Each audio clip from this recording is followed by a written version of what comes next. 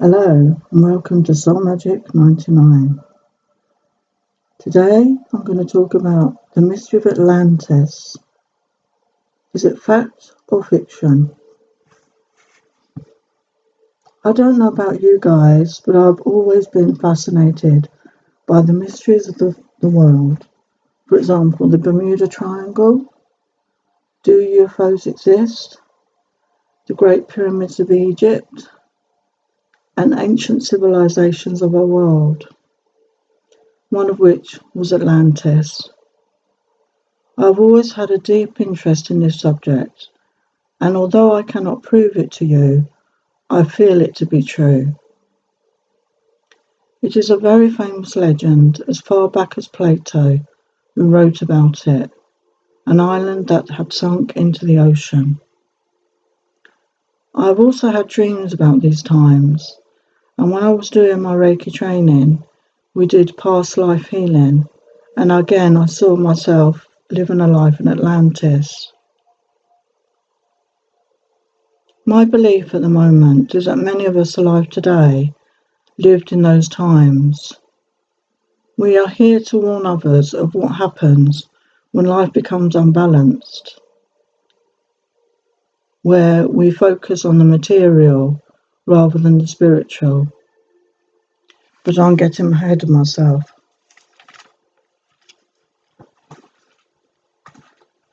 Legend says that Atlantis was a landmass between Europe and America and is now under the Atlantic Ocean. Atlantis was a divine experiment to see if people, may have been made from beings from other planets, starseeds, procreating with humans, to see if they could live in a physical body and still keep a connection with the Creator, the God or Source. But unfortunately, as time went on, people became more interested in matter and materialization and self-destruction.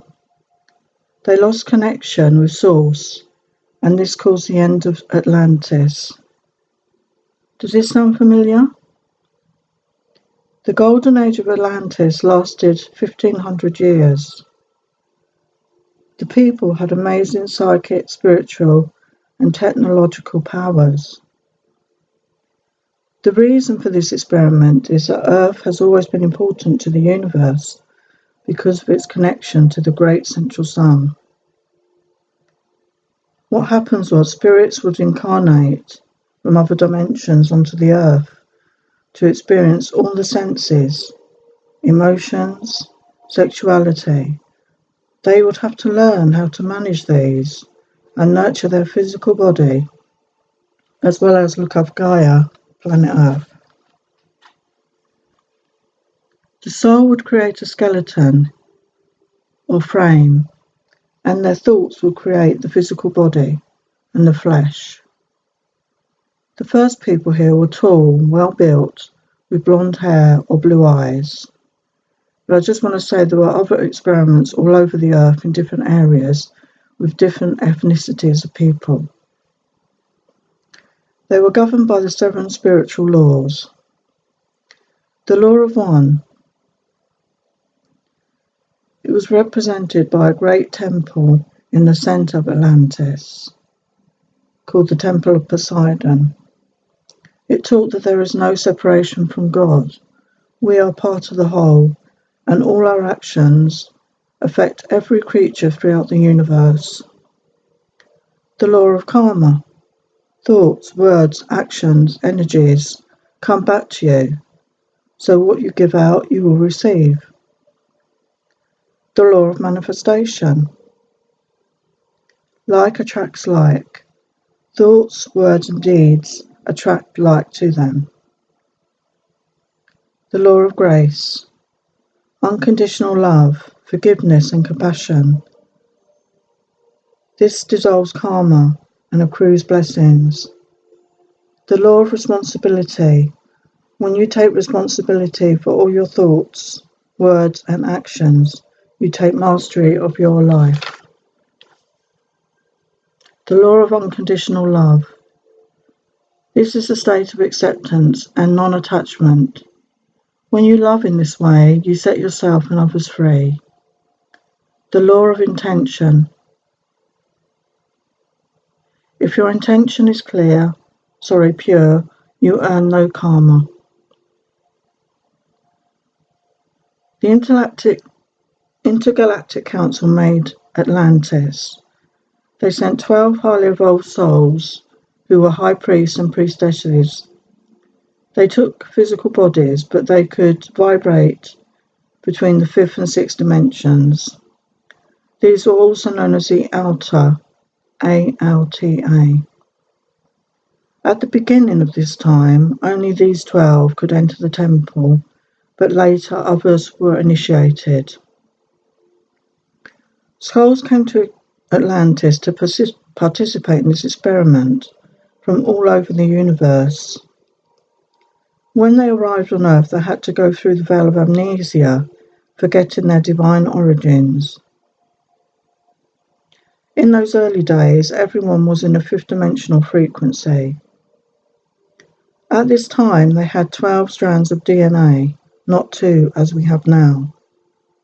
Can you imagine all the information that is missing? There must be so much, and this must be what we call junk DNA today. Each being was given the basics to make a shelter, some food and basic clothing. They worked together in communities to build camps and cooperated and created a community. All of these people then had a guardian angel who was assigned to them to help guide and assist them. Again, does that sound familiar? There were other temples, and they were all connected by crystals. And the great generator crystal was in the Temple of Poseidon. The temples were used for education and social gatherings. Outside, they built stone circles in nature, which had a predetermined link to a particular star, and they could draw in knowledge from the galaxies. When the first people came, there were no animals, but then animals incarnated who wanted to be of service to the humans, such as cows, goats, sheep, and horses. These early Atlanteans were vegetarian, so they ate no meat, but they accepted produce of the animals, such as eggs, fur, milk, etc. The people could communicate telepathically with them, and vice versa. After this, other animals would incarnate, including cats and dogs and other domestic animals. These creatures wanted to take part in this experience for spiritual development also.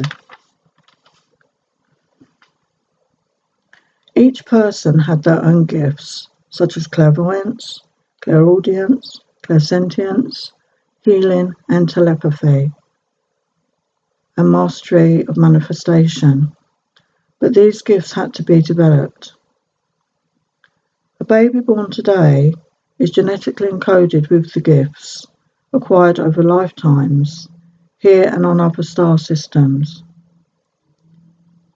They then had to learn about emotions and sexuality. A longing was created in their DNA to find their soulmate.